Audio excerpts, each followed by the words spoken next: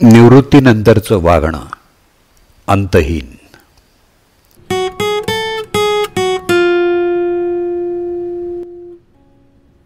ठरल्याप्रमाणे म्हणजे अगदी सटवाईनं लिहून ठेवल्याप्रमाणे 60व्या वर्षी तो रिटायर झाला आणि त्याचं जगच बदललं.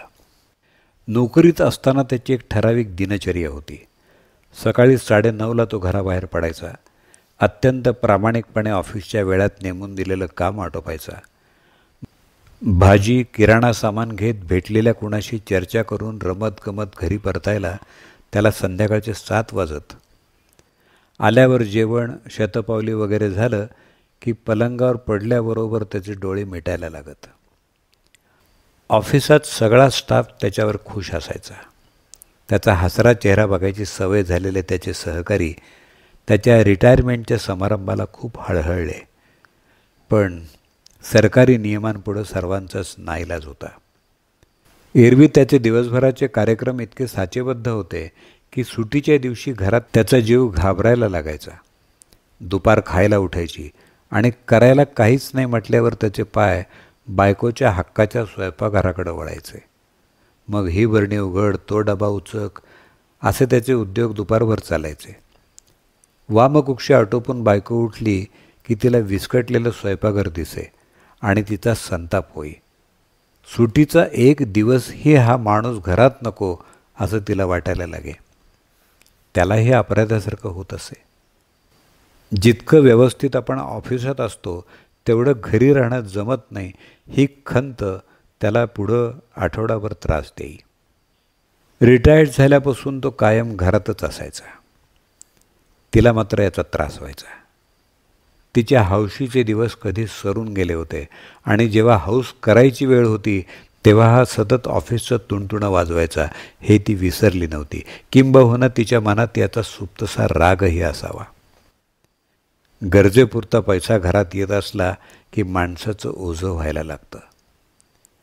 वर्षानुवर्षाच्या त्याच्या सवयी तिला आता त्रासदायक होऊ लागल्या. त्याच्याबद्दलच्या तिच्या तक्रारी वाढू लागल्या. त्यानं स्नान केल्यावर ओला टॉवेल पलंगावर फेकायची त्याला सवय होती.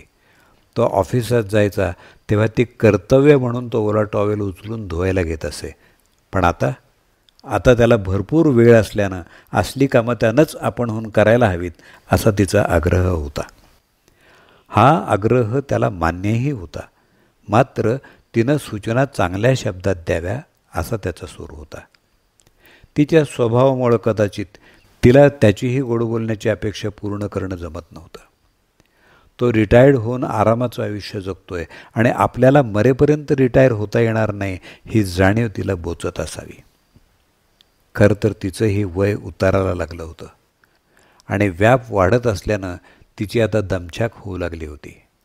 मुलांची लग्न, सुनेशी जमवून घेताना होत असलेली तारांबळ, तो घरीच असल्यानं त्याच्याकडे येणारी माणसं आणि हे कमी की काय म्हणून 24 तास समोर वावरत असलेला पण घरकामाला काडीचा हातभार न लावणारा स्थितप्रज्ञ नवरा. तो समोर नसला की त्याच्याबद्दलच्या असूयेनं आणि समोर असला की त्याचं तोंड बघूनच तिचं रक्त उसळायला लागायचं.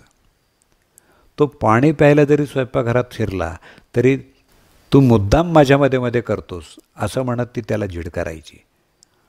हळूहळू तिला तो डोळ्यासमोरही नकोसा होऊ लागला आणि त्या दिवशी ती प्रचंड चिडली. कारण काय होतं कुणालाच कळलं नाही, तिलाही. पण इतके दिवस मनात साचलेल्या रागाचा स्फोट झाला आणि तिनं त्याच्यावर खूप आरडाओरडा केला. त्याला अद्वा तद्वा बोलली. थेट त्याच्या आईवडिलांचा, बहीण भावांचा उद्धार केला. तो हादरला पण रिॲक्ट करण्याचा त्याचा स्वभाव नव्हता. तो तिला चिडायची कारणं विचारत राहिला आणि ती प्रत्येक वेळी सांगत राहिली, तू मला आता डोळ्यासमोर नको आहेस बस. त्यानं ऐकलं आणि निराश होत विचारलं, आयुष्याच्या या स्टेजवर आता मी कुठं जाऊ? तिला वाटलं हा चिडवतोय. ती मग आणखीनच चिडली. हातवारे करत किंचाळली, कुठेही जा, मेलास तर फारच बरं होईल, माझी सुटका होईल. ऐकून हा एकदमच शांत झाला.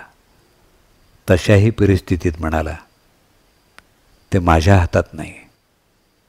पण तुझा शाप माझ्या आतपर्यंत पोचला. तू मात्र खूप जग. माझं उरलेलं आयुष्य तुला मिळू दे. शतायुषी हो. हे असं वारंवार होऊ लागलं. अगदी चिमूटभर कारणासाठीही ती त्याला मरणाचा शाप द्यायची आणि मोबदल्यात तो तिला शतायुषी होण्याचा आशीर्वाद द्यायचा. तिच्या मनात तसं काही नसायचं. त्यानं खरंच त्यांच्या संसारातून, या जगातून कायमचं निघून जावं असं तिला वाटणं शक्यच नव्हतं. शेवटी तिनेही त्याच्याबरोबर 35-36 वर्ष संसार केला होता. त्यानं बांधलेलं मंगळसूत्र तिनं सन्मानानं मिरवलं होतं. वर्षानुवर्ष त्याचं आयुष्य वाढावं म्हणून वड पूजले होते. हरतालिकेचे कडकडीत उपास घातले होते. त्याचा मृत्यू मागण्या इतकी ती खचितच दुष्ट नव्हती. पण तिच्यासमोरचा त्याचा सतत होणारा वावर जाणवला की तिची विचारशक्ती संपूर्णपणे नष्ट व्हायची. मेंदू अक्षरशः पेट घ्यायचा आणि तिच्या तोंडातून नको ते शब्द बाहेर पडायचे. आणि एक दिवस अचानकच तो गेला. सकाळी उठून त्यानं चहा घेतला, लांब फिरून आला आणि थकवा वाटतोय म्हणत सोफ्यावर आडवा झाला. तो उठलाच नाही.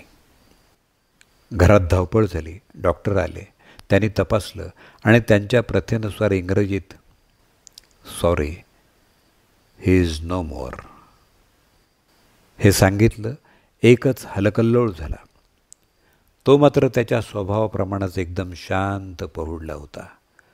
प्रत्येकजण त्याच्या वेदनारहित मृत्यूचा हेवा करत होता. वेळेवारी असं मरण हवं हा प्रत्येकाचा सूर होता. तिच्यासाठी मात्र लोक खूपच हळहळले. आता कुठं सुखाचे दिवस आले होते. नवऱ्याचा पूर्ण काळ सहवास लाभला होता, तर ही वेळ आली. आकाशाकडं बोट दाखवून त्याच्या इच्छेपुढं कुणाचं काय चाललंय वगैरे बोलून तिचं औपचारिक सांत्वन करून लोक त्यांच्या जगात निघून गेले.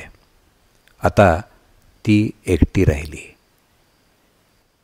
प्रेम, राग, विरोध, काळजी या मनातल्या भावना व्यक्त करायला हक्काचं कोणी उरलं नाही.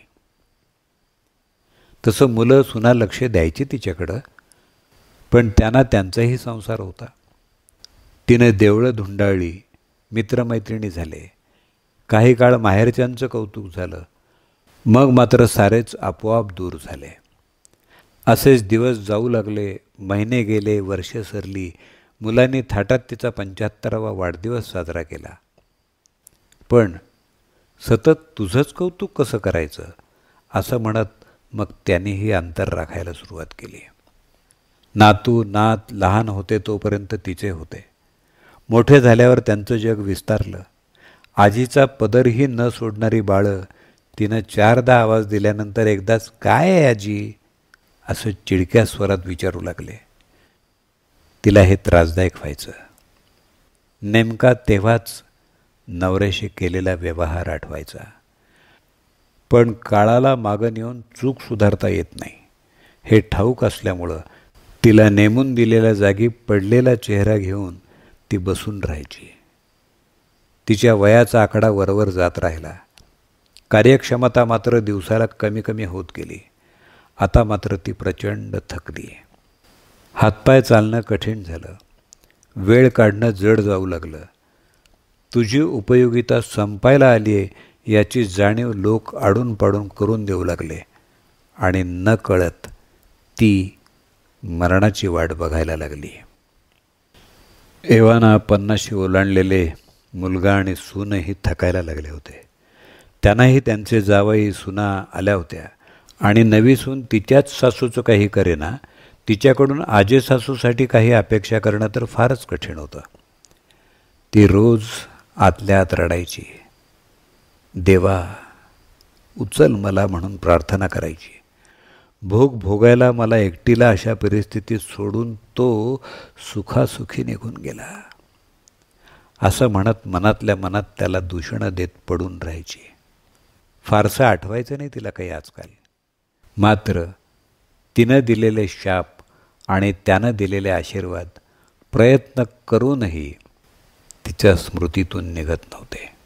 मेलास तर फारच बरं होईल, माझी सुटका होईल, हा तिनं त्याला दिलेला शाप होता की आशीर्वाद? आणि तू मात्र खूप जग, शतायुषी हो, हा त्यानं तिला दिलेला आशीर्वाद होता का शाप होता हे मात्र तिला तिचंच कळत नव्हतं.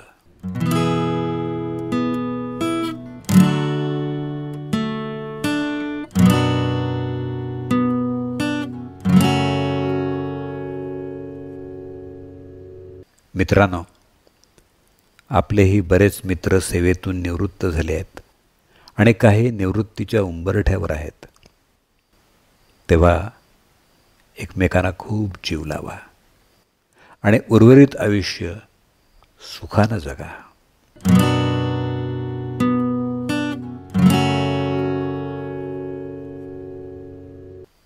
निवृत्तीनंतरचं वागणं अंतहीन, शाप की आशीर्वाद? अनामिक लेखकाची ही पोस्ट शशांक इकणकर यांच्या सौजन्यानं उपलब्ध झाली. त्यांचा मोबाईल नंबर 9405310402. अभिवाचक दत्ता सरदेशमुख.